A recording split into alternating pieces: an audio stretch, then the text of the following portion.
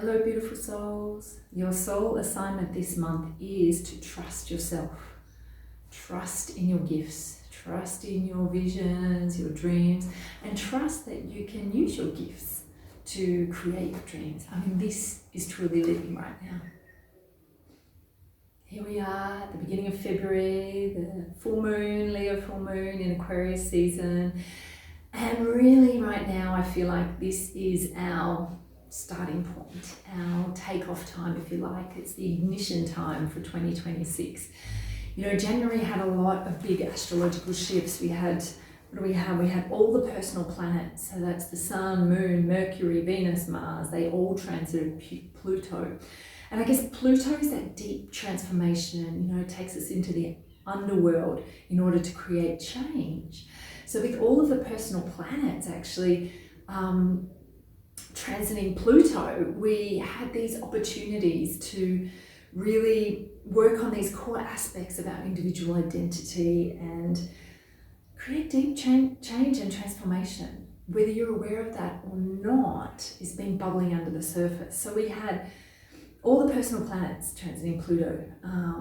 January 26th, we have Neptune go into Aries. It's been direct a little while, but going to Aries. And coming up in a couple of weeks, we've got Saturn going into Aries as well.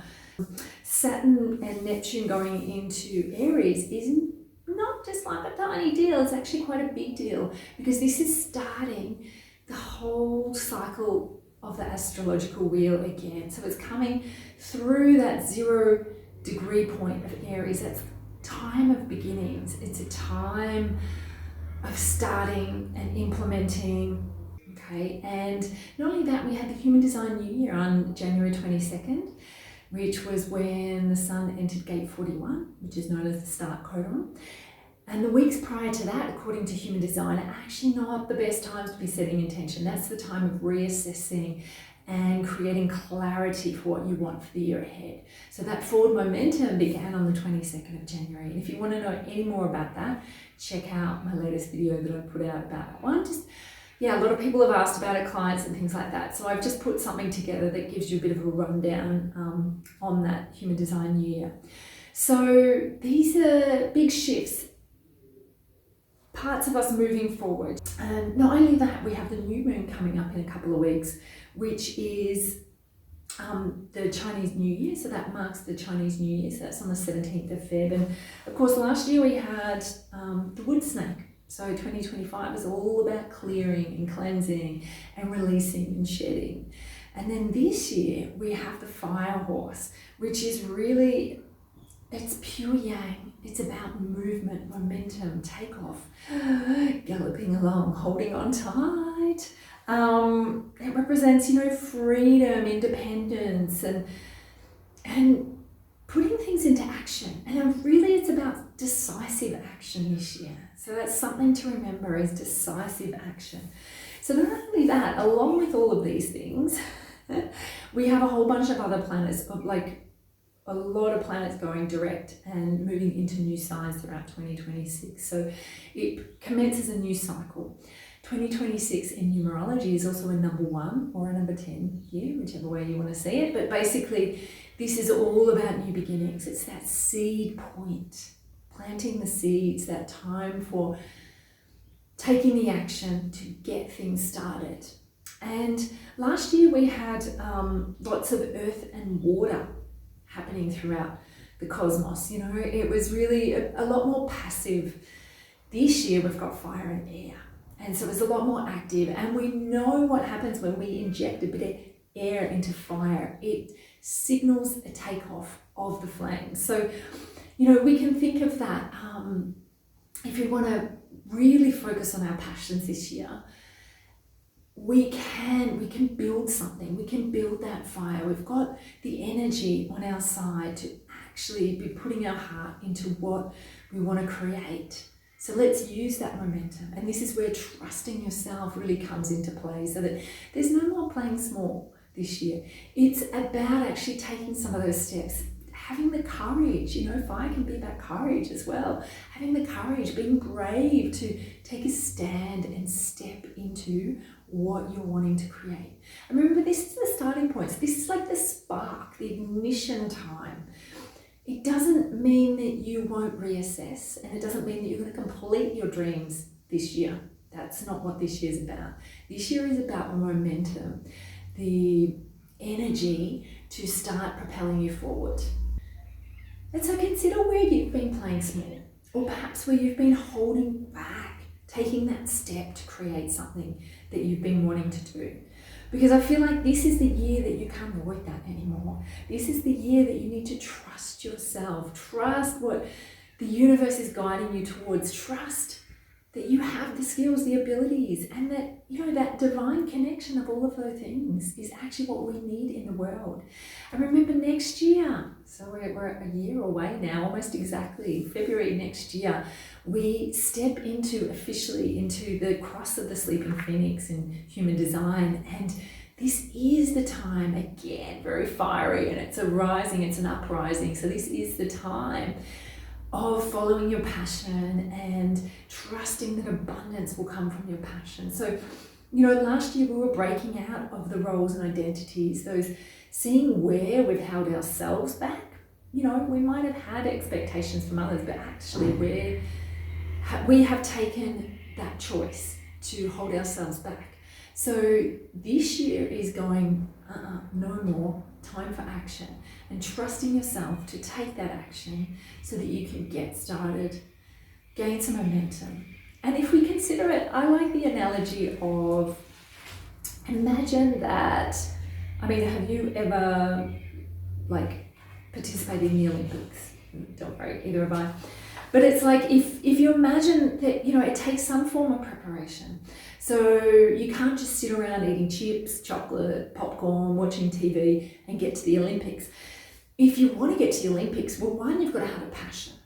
Two, it takes some training and some preparation. And chances are, in the lead up to this actual event, you have to maybe change your diet a little bit and, you know, make sure that you're adding more protein so that you've got the lean muscle mass to be really good and fit at your sport. You know, it takes a bit of purging. So that's what I feel last year was. It was the purging time. It was the preparation. It was the refining what you need to get you to be good at your game. And it's like, now you're probably clearer about what game you're playing or what game you want to play, what starting line you're stepping up to. And this is what 2026 is all about. 2026 is about the starting line. So this is the chance to actually get to that game, to be at the Olympics, to be ready for the race, and we're about to take off. And just because you actually get to the Olympics and make a start doesn't mean that you're going to become a world-class gold medalist straight away. No, maybe you reach bronze or silver first up, or maybe, you know, you don't even get that far, but at least you've run the race and you know what's involved and you know where you need to adjust. And this is what this year is all about, is just starting the race, taking off, using the momentum of the year to actually get started, and you can readjust along the way. So trust yourself to know that as well, that you know what you need to do to make improvements, reassess, review, you know, and refine things along the way. So I guess the things for success, there's sort of three things we must keep in mind. So one is to stay in your lane. So really focus on your responsibilities, you know, what it is for you that you're trying to create. Don't compare yourself to others, and just keep focused on what it is that you're wanting to create. So number two would be to look at the small, decisive steps that you can take, those little bits of action that you can take along the way to actually get you closer towards your goal. You know, and this could be about minimizing distractions, it could be about creating a vision board, it could be about just little visual reminders that keep you focused in those daily moments, that keep you focused on your goal, basically. Something that just supports you, little baby steps, changing habits so that you can create the change that you want to create. And then the third step would really be about just do it. You know, that brand, we're onto something there. Just do it, make a start, refine along the way, review, whatever you need to do. But practice makes perfect. So just making a start, taking some action will help you get to where you want to go. And so the little practice I've got for you this month is a little bit on that psychological reversal. So when we have a psychological reversal going on, it's like we kind of go, I want this, but I don't want this. It's almost like an avoidance or a resistance to what we truly want. So we divert our attention elsewhere. So an example might be that I want to lose weight, but then the psychological reversal, that resistance, if you like, is that, well, that means changing my diet and giving up food that I really love, or, you know, doing more exercise and I'm already exhausted. Whatever those things are, it's a way that we sort of flow between one and the other, and then we don't actually do anything. So the psychological reversal we're looking at is really around living on purpose, being willing to change. And I guess, you know, the feelings that can stop you from that are when we feel helpless or defeated or inferior. So it's that fear that what we're wanting to put into the world or the way in which we're wanting to change will actually not ultimately be accepted, that we will somehow be rejected for that. And I guess all human choices come back to that one thing in reality. So it's understandable if you're afraid. And I guess just, even if it's not a conscious thing, just recognize it might be something from when you were so young, so many years ago, child, teenager, young adult. And you're not that person anymore. You're an adult who is ready and willing, really willing and wanting to bring positive change to the world. I trust in this. If you're watching this, you're actually truly, this is what your heart desires. But it does take a change. It does take a little bit of living on purpose. So let's do this to support you with some courage to actually take the action that you need this month. So what we're going to do is work with an acupoint. So it's small intestine 3, which is on the bottom of the knuckle on your little finger. So both sides, we'll just start with one side to begin with. So it's just that point there at the bottom of the knuckle. And basically what you're going to do is you're going to cup the base of your ribs and tapping that point. If you just repeat with me, I'm willing to change. I'm willing to evolve. I'm willing to grow. I'm willing to live on purpose. So we're going to do on the other side.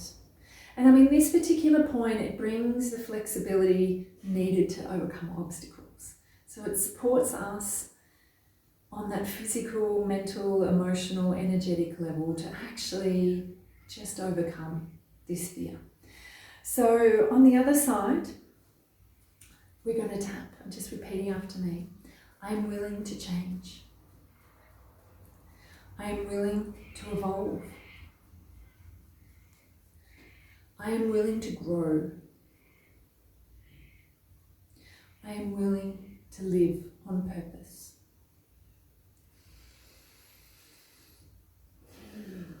And just for a moment, just maybe close your eyes and think about this thing that you've been called to do. It could be something big. It could be as simple as being more loving in your family, or being more present with yourself and your physical body. You know, it doesn't have to be something where you're going to change the world with a big, dramatic, you know, business or idea that you take into the world. It can be as simple as being more present in your day-to-day life, sharing love with those people around you, vowing to be more authentic.